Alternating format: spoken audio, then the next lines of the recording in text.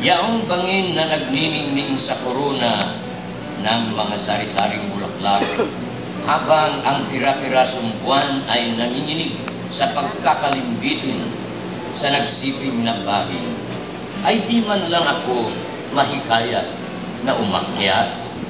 Subalit ang damdamin, pag-ibig, kahit palitaw-litaw lamang o kumukubli, bumabaon o pumapanaw, ay buong-buo akong nahihila, unti-unting nadadala ng agos.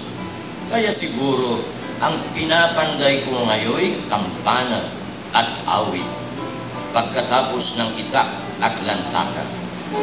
Sa pamayanaan, nang may maghatid ng mga sagradong oras sa pamayanan, pagbibinyag, paglilibing, pagbabago.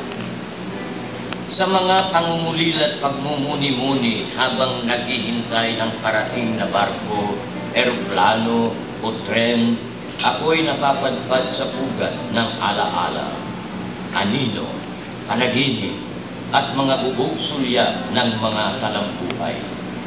Dito ako mismo nakamamasid na sadyang alam ng mga minero kung saan talaga nagtatago ang ginto't kristal sa kaibuturan ng lupa. Katulad din ng mga mandaraga, alam na alam nila kahit nasa gitna ng karimlan kung saan naghihintay ang dalampasigan, kung nakaidlip man ang mga bituin. Kaya mula sa kanyang sariling labirinto, dumungaw ang isang babae, tila ngumingiti o nakangisi kaya. Hindi ako sigurado, pero natitiyak kong namumula ang kanyang mga mata sa luha.